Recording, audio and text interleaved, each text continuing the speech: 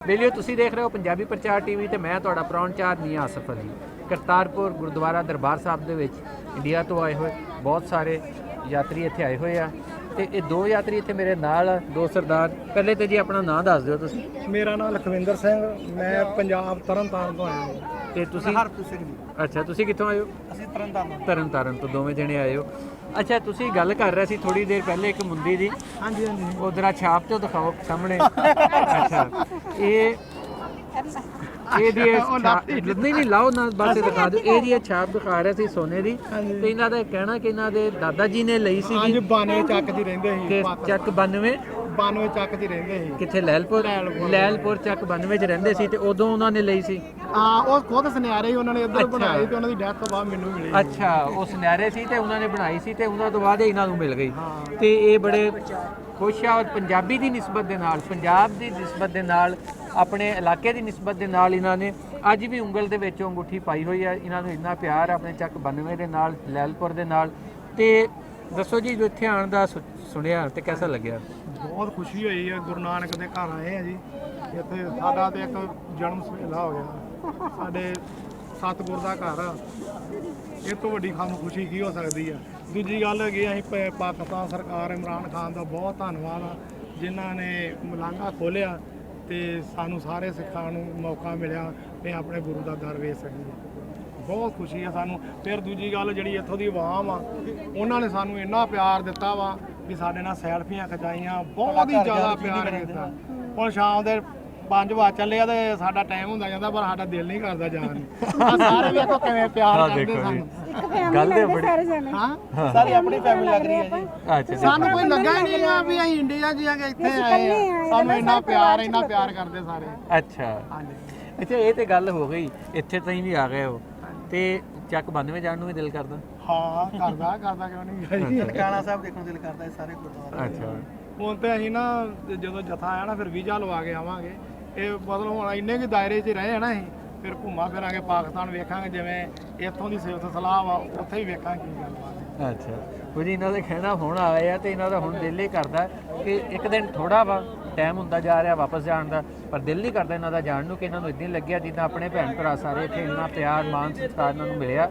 ਤੇ ਇਹਨਾਂ ਦਾ ਹੁਣ ਇਹ ਕਹਿਣਾ ਹੈ ਕਿ ਅਸੀਂ ਅਗਲੀ ਵਾਰੀ ਵੀਜ਼ਾ ਲਵਾ ਕੇ ਆਵਾਂਗੇ, ਜਿਹੜਾ ਪੂਰਾ ਪਾਕਿਸਤਾਨ ਘੁੰਮ ਸਕੀਏ, ਪੂਰਾ ਪੰਜਾਬ ਘੁੰਮ ਸਕੀਏ। ਤੇ ਚੱਕ 92 ਲੈਲਪੁਰ ਜਿੱਥੋਂ ਇਹਨਾਂ ਦੇ ਵੱਡੇ ਗਏ ਸੀ, ਉੱਥੇ ਜਾਣ ਦਾ ਵੀ ਇਹਨਾਂ ਦਾ ਚਾਅ ਵਾ, ਉਹਨਾਂ ਦੀ ਵੀ ਖਾਹਿਸ਼ ਆ। ਤੇ ਵੱਡਿਆਂ 'ਚੋਂ ਵੀ ਕੋਈ ਹੈਗਾ ਜਿਹੜਾ ਹੁਣ ਉੱਥੇ ਆ ਕੇ ਦੇਖ ਕੇ ਜਾਵੇ? ਨਹੀਂ। ਅੱਛਾ, ਮੇਰੇ ਡੈਡੀ ਦੀ ਤੇ 8 ਸਾਲ ਪਹਿਲਾਂ ਡੈਥ ਹੋਈ ਆ।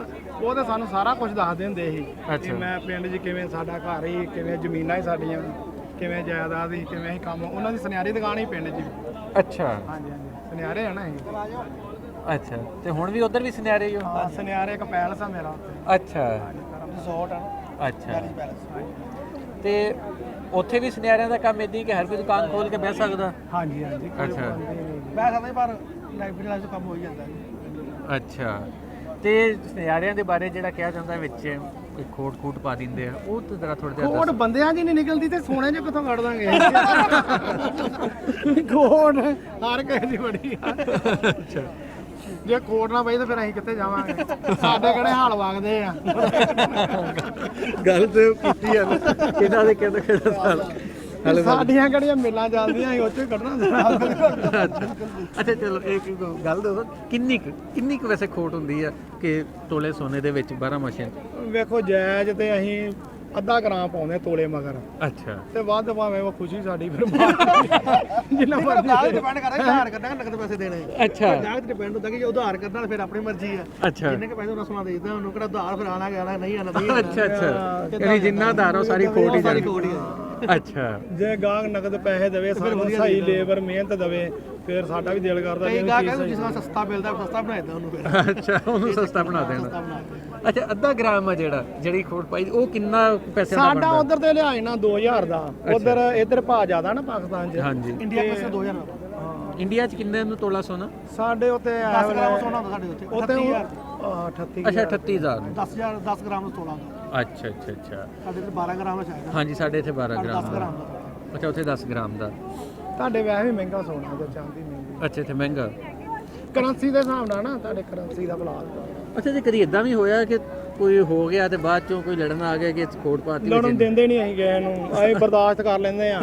ਸਾਨੂੰ ਪਤਾ ਹੁੰਦਾ ਵਾ ਜੇ ਇਹ ਪਾਸੇ ਗਏ ਤੇ ਸਾਡਾ ਇਹਨਾਂ ਨੇ ਕਰਨਾ ਵਾ ਵੀ ਝੂਠੇ ਤੇ ਅਸੀਂ ਨਿਕਲਣਾ, ਆਏ ਫਿਰ ਉਹਨੂੰ ਠੱਪ ਦਿੰਦੇ ਗੱਲ ਥਾਪੀ ਨਾਲ ਫੌਰਨ ਉਹਨਾਂ ਨੂੰ ਮੋੜ ਤੇ ਪੈਸੇ। ਆ ਮੋੜ ਦੀ ਤੇ ਕੋਈ ਗੱਲ ਨਹੀਂ, ਜੇ 100 ਗਾਹਗਾ ਤੇ ਜੇ 2-4 ਆ ਵੀ ਜਾਣਗੇ ਵਾਪਸ ਤੇ ਉੱਥੇ ਕੀ ਹੁੰਦਾ ਵਾ? ਹਾਂ ਇਹ ਗੱਲ ਤੇ ਹੈ।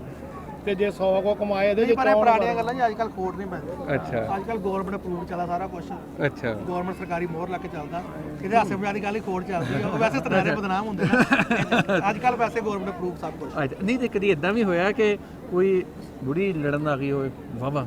ਲੜਨ ਦੇਈਦੀ ਨਹੀਂ ਹਾਂ ਹਾਂ ਆ ਵੀ ਜਾਂਦੇ ਕਈ ਗਾਹਕ ਹੁੰਦੇ ਆ, ਅਸਲੋਂ ਹੀ ਦਿਮਾਗ ਫਿਰਿਆ ਹੋਵੇ ਤੇ ਉਹ ਆ ਵੀ ਜਾਂਦੇ ਆ ਅੱਛਾ ਵੀ ਜਿਨ੍ਹਾਂ ਨੂੰ ਲੜਾਈ ਦਾ ਵੈਸੇ ਹੀ ਬਹਾਨਾ ਚਾਹੀਦਾ ਹੁੰਦਾ। ਅੱਛਾ ਤੇ ਫਿਰ ਟਾਲ ਟੂਲ ਦੇਈਦਾ, ਚਾਹ ਵੀ ਹੈਗੀ ਆ, ਚਾਹ ਪਿਆਈ ਦੀ ਉਹਨਾਂ ਨੂੰ, ਫਿਰ ਲੱਸੀ। ਅੱਛਾ ਉਹ ਕਹਿੰਦੇ ਜੀ ਜਾ ਕੇ ਚਲੋ ਸੁਨਿਆਰੇ ਤੇ ਉਸਾ ਕੱਢ ਆਈਏ। ਹਾਂ ਉਹਨੂੰ ਬੀਜੀ ਅੰਮਾ ਕਹੀਦਾ ਵੀ ਜਾਣ ਦੋ ਕੋਈ ਨਹੀਂ ਗਾ, ਵੀ ਜੇ ਤੁਹਾਨੂੰ ਹੁਣ ਤੁਸੀਂ ਕਹੋ ਅਗਲੀ ਵਾਰ ਤੁਹਾਨੂੰ ਲਾਮਾ ਦੇ ਕੇ ਵਿਖਾਇਆ ਸਰ ਇਹ ਵੀ ਗੱਲ ਸਹੀ। ਹਾਲਣਾ ਹੁੰਦਾ। ਅੱਛਾ ਤੇ ਇਹ ਕਿਸੇ ਦੇ ਗੋਡੇ ਗਿੱਟੇ ਵੀ ਫੜਨੇ ਪੈ ਜਾਂਦੇ ਆ ਕਿ ਵੀ ਬਸ ਅੱਛਾ ਅੱਛਾ ਤਰਲੇ ਨਹੀਂ ਕੱਢੇ ਕਦੀ। ਅੱਛਾ ਬਸ ਯਾਨੀ ਕਿ ਚਲੋ ਯਾਨੀ ਕਿ ਲੜ ਲੁੜ ਕੇ ਉਹਨਾਂ ਨੂੰ ਵਾਪਸ ਕਰ ਲਈਦਾ ਪਿਆਰ ਪਿਆਰ ਨਾਲ ਪਿਆਰ ਸਮਝਾ ਨਾਲ, ਅੱਛਾ ਪਿਆਰ ਨਾਲ, ਠੰਡਾ ਪਿਆਈਦਾ ਜਿਵੇਂ ਤੁਹਾਡੇ ਨਾਲ ਪਿਆਰ ਨਾਲ ਗੱਲਾਂ ਅੱਛਾ ਕਰੀਦਾ। ਡੰਡੇ ਸੋਟੇ ਦੀ ਨੌਬਤ ਨਹੀਂ ਆਈ ਕਦੀ? ਨਾ ਸ਼ਹਿਦ ਦੇ ਟੀਕੇ ਲਾਈਦੇ ਆ।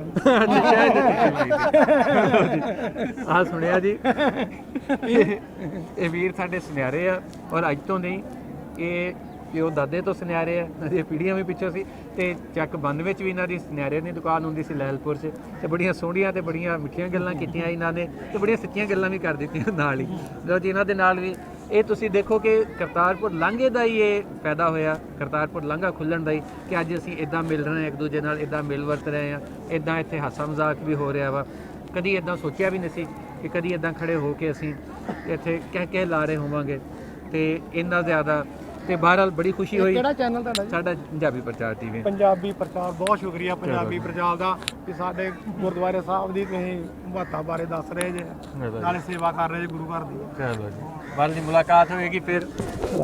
ਚਲੋ ਜੀ ਫਿਰ ਮਿਲਾਂਗੇ ਜੀ। ਹੋਰ ਬੇਟਾ